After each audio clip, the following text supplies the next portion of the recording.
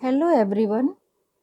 आज हम बात करेंगे कार्बोहाइड्रेट्स के पार्ट 2 के बारे में, क्योंकि कल हमने पार्ट 1 में इसके क्लासिफिकेशन के बारे में डिस्कस किया था। आज हम कार्बोहाइड्रेट्स की बायोकेमिकल स्ट्रक्चर्स बनाना सीखेंगे।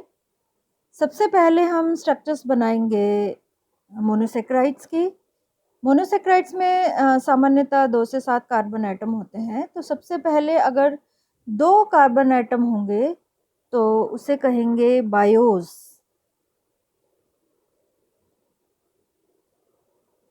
2 कार्बन एटम होंगे तो, और उसका उदाहरण है ग्लाइकोलिक एल्डिहाइड।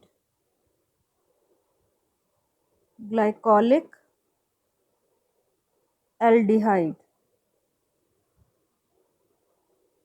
अब अगर हम इसके स्ट्रक्चर्स बनाएं तो ग्लाइकोलिक एल्डिहाइड में 2 ही कार्बन है, तो एल्डिहाइड ग्रुप से शुरू होगा और CH2OH ग्रुप पे खत्म हो जाएगा। तो ये बहुत सिंपल सा है। 2 कार्बन एटम है, 1 एंड 2।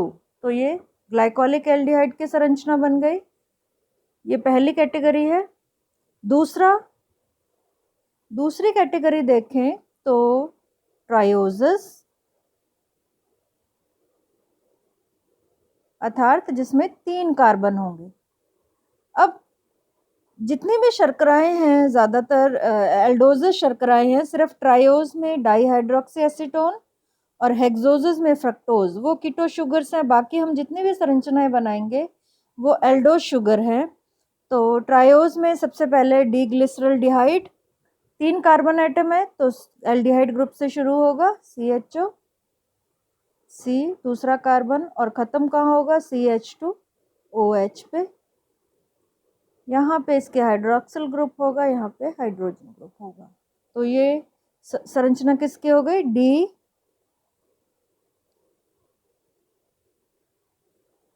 ग्लिसरल्डिहाइड की। 3 कार्बन है, 1, 2 एंड 3। अगर हम इसी में ट्रायोजेस में एक और संरचना देखें, ये एल्डो शर्करा है, कीटो शर्करा, तो वो CH2OH से शुरू होगी। कीटो शर्करा में जो दूसरे नंबर पे कार्बन होता है वहां पे कीटो ग्रुप होता है, C डबल बॉन्ड O। इसको क्या कहते हैं? Keto group. और ये समाप्त भी कहाँ पे होगा? CH2OH। तो 3 कार्बन है, 1, 2 एंड 3। ये जो शर्करा है ये क्या है? एल्डो शुगर, या इनको कहते हैं एल्डोजेस, क्योंकि ये CH ग्रुप से शुरू होती है, अर्थात एल्डिहाइड ग्रुप से शुरू होती है। इसे कहते हैं कीटो शुगर या कीटोजेस, क्योंकि इसमें 2 नंबर पे हमेशा कार्बोनिल ग्रुप या कीटो ग्रुप होगा। और ये संरचना है डाईहाइड्रोक्सी एसीटोन की। Dihydroxy acetone. इसी तरह से हम तीसरा ग्रुप देखें मोनोसेक्राइड में, तो वो है टेट्रोजेस। टेट्रोजेस टेट्रोजेस में नाम से पता चल रहा है 4 कार्बन होंगे। ये इसमें सभी एल्डोजेस शर्कराएं हैं, तो कहाँ से शुरू होंगे? एल्डिहाइड ग्रुप से। 1, 2, 3 एंड 4।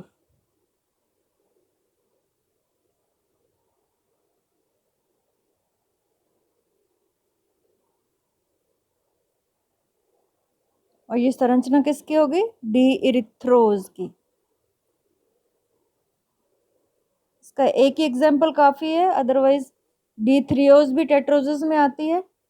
इसके बाद जो मोस्ट इंपॉर्टेंट शुगर्स हैं, पेंटोजेस। नाम से पता चल रहा है 5 कार्बन एटम। सबसे पहले हम बनाएंगे डी राइबोज। शुरू कहाँ से होगा? CHO। ये स्ट्रक्चर्स बनाने बहुत इजी हैं, बस हमें कार्बन एटम्स की संख्या और उनके एग्जाम्पल्स के नाम ध्यान में रखने हैं। 3, 4, खत्म कहाँ होगा? CH2OH पे। OH H H OH OH H। Carbon की वैलेंसी 4 होती है, तो ये बैलेंस हमें हमेशा ध्यान रखना है। तो ये क्या किसकी संरचना हो गई? D ribose.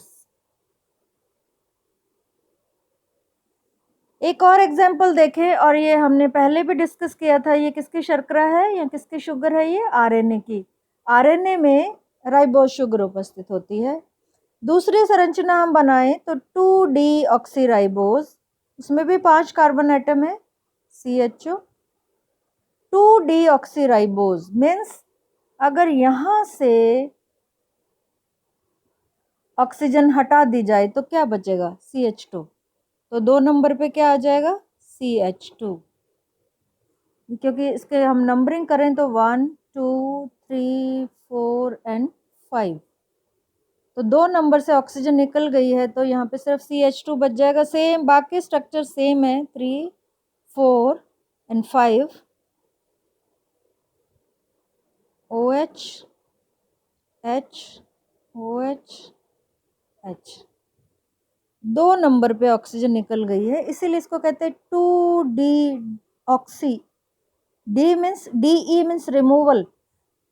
2 नंबर से ऑक्सीजन निकल गई, 2D ऑक्सी राइबोज। और ये शुगर किसकी है? DNA की। इसी तरह से जो हम 5th कैटेगरी पे आए, हेक्सोजेस। हेक्सोजेस में सबसे important D glucose. D glucose हमारी बॉडी की सबसे इंपॉर्टेंट शुगर है, और RBC मीन्स लाल रक्त कणिकाओं को और ब्रेन सेल्स को लगातार ग्लूकोज की संपूर्ति की आवश्यकता होती है। मीन्स इनके सर्वाइवल के लिए ग्लूकोज वहाँ तक पहुँचना बहुत ज़रूरी है। और हमारे ब्लड में ग्लूकोज हमेशा नॉर्मल रहता है। इंसुलिन और ग्लूकागॉन के इफेक्ट से ये हार्मोन है जो कि ब्लड में ग्लूकोज लेवल को बनाए रखते हैं। जहाँ ग्लूकागॉन ग्लूकोज का लेवल बढ़ाता है, वहीं जो इंसुलिन है रक्त में ग्लूकोज का स्तर कम करता है। तो दोनों मिलके हमेशा जो हमारे ब्लड में ग्लूकोज है, अगर हम डायबिटिक नहीं हैं तो ब्लड में ग्लूकोज हमेशा 80 to 100 मिलीग्राम पर DL रहता है। अब हम ग्लूकोज के स्ट्रक्चर बनाएं तो एल्डो शुगर है ग्लूकोज, CHO से शुरू होगी, 2 3 4 5 एंड 6 CH2OH।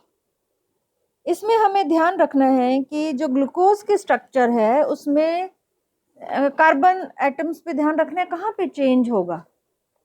पहले हम इसकी नंबरिंग कर लेते हैं। अगर हम इसकी नंबरिंग करें तो ये दिस वन इज 1 2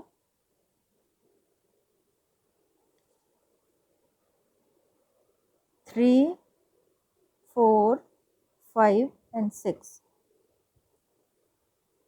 अब हमें इसमें जो ग्लूकोज के स्ट्रक्चर बनाएंगे इसमें 3 पे चेंज होता है, मीन्स हाइड्रोक्सिल ग्रुप अपोजिट हो जाएगा। तो हमें याद करने के लिए भी यहाँ पे हमें क्या लिखना है? 3। तो यहाँ पे ये पहले जैसा ही होगा, OH H, लेकिन क्योंकि 3 पे चेंज हो रहा है तो यहाँ पे क्या आ जाएगा? OH H OH। बाकी सभी hydroxyl group right hand side होंगे, H एंड H। तो ये बहुत इजी स्ट्रक्चर है, सिर्फ 3 पे हाइड्रोक्सिल ग्रुप है वो अपोजिट हो जाएगा, डी ग्लूकोज के स्ट्रक्चर बन गई। इसके बाद हम बनाएंगे डी गैलेक्टोज। गैलेक्टोज दूध में जो शुगर पाई जाती है, लैक्टोज उसका एक पार्ट है। लैक्टोज एक डाइसैकेराइड है, उसके स्ट्रक्चर भी हम बाद में बनाएंगे। गैलेक्टोज बनाने के लिए ये भी एल्डो शुगर है, CHO 2 3 4 5 एंड 6। अब इसको बहुत इजी है, हमें ध्यान रखना है कि किस पे चेंज हो रहा है। गैलेक्टोज में 3 एंड 4 दो जगह चेंज होगा। तो अगर हम इसकी नंबरिंग करें 1 2 3 4 5 एंड 6, क्योंकि 3 और 4 पे चेंज हो रहा है तो हम क्या करेंगे? OH H OH H, बाकी स्ट्रक्चर इसकी सेम रहेगी। तो इट्स वेरी बहुत इजी फार्मूलाज हैं। और अगर आप कार्बोहाइड्रेट के स्ट्रक्चर्स विशेष रूप से अगर आप मोनोसेक्राइड, डाइसेक्राइड और पॉलीसेक्राइड्स के स्ट्रक्चर बनाना आपको आ गया है तो आप पूरा मेटाबॉलिज्म में सभी स्ट्रक्चर्स बहुत आसानी से बना लेंगे। अब हम गैलेक्टोज के बाद स्ट्रक्चर बनाएंगे मेनोज।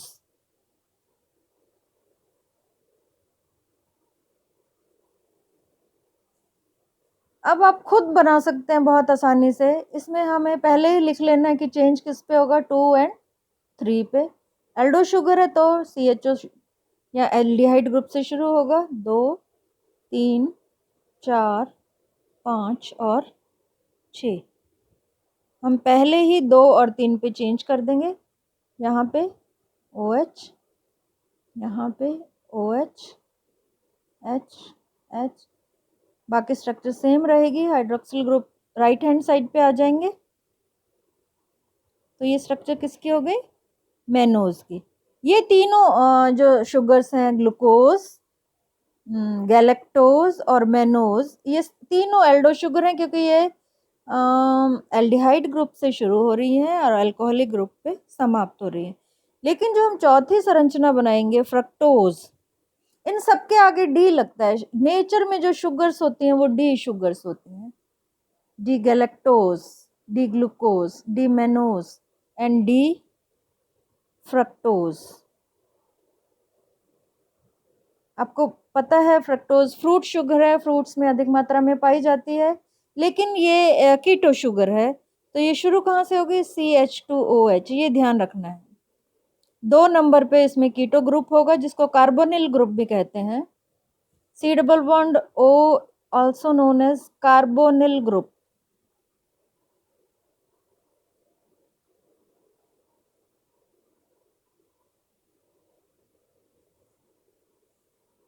तीन पे सेम ग्लूकोज जैसा होगा।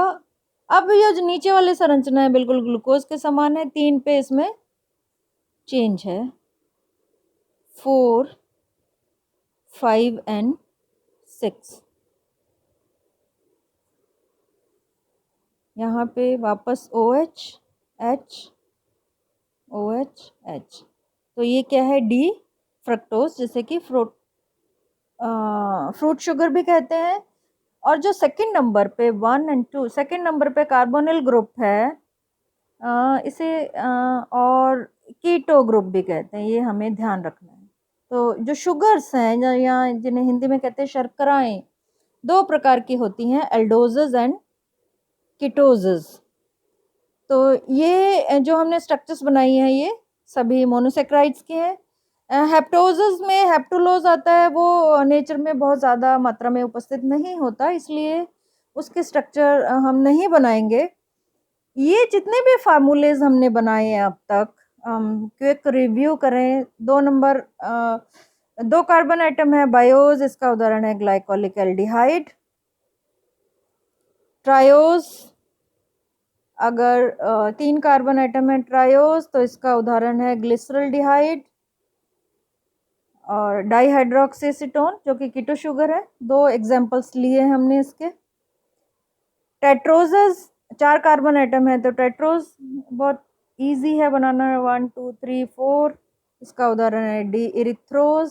पेंटोजेस 5 कार्बन आइटम है तो डी राइबोज जो कि RNA की शुगर है, तभी से कहते हैं राइबोज न्यूक्लिक एसिड। और अगर 2 डीऑक्सी राइबोज बनाए तो वो DNA की शुगर है, क्योंकि 2 नंबर कार्बन से यहाँ पे आप देख सकते हैं ऑक्सीजन नहीं है, सिर्फ CH2 शेष रह गया है, इसलिए इसे कहेंगे 2 डीऑक्सी राइबोज जो कि DNA की शुगर है। हेक्सोजेस में डी ग्लूकोज 6 कार्बन आइटम है, सिर्फ 3 पे चेंज है तो हमने यहाँ याद करने के लिए साइड में लिखा हुआ है।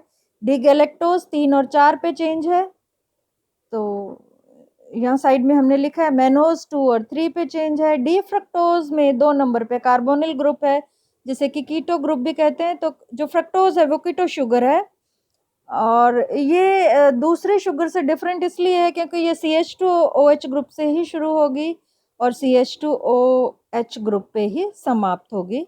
बाकी जो शर्कराएं हैं वो CHO ग्रुप से शुरू होती हैं और CH2OH ग्रुप से पे समाप्त होती हैं।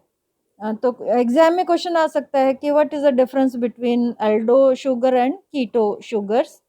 या आप इनके एक एक उदाहरण बनाइए, या आप इनके स्ट्रक्चर्स बनाइए, या ये आ सकता है कि इस शुगर के आप स्ट्रक्चर बनाइए। तो स्ट्रक्चर्स बायोकेमिस्ट्री में स्ट्रक्चर्स का बहुत इंपॉर्टेंट रोल है। आशा करती हूँ कि ये बहुत इजी है, आप आसानी से बना सकते हैं।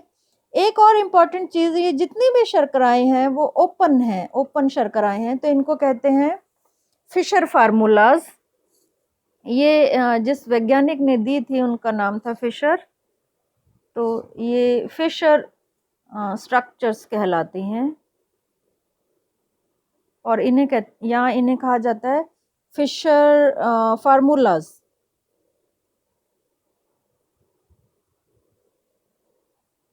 कल हम, क्योंकि हमें डाइसैक्राइड्स बनाने हैं, वो बंद संरचनाएं होंगी जिन्हें कि हावर्थ प्रोजेक्शन फार्मूलाज कहा जाता है। तो कल हम डाइसैक्राइड्स बनाएंगे। आशा करती हूँ ये बहुत ही इजी स्ट्रक्चर्स आप आसानी से बना लेंगे। Thank you.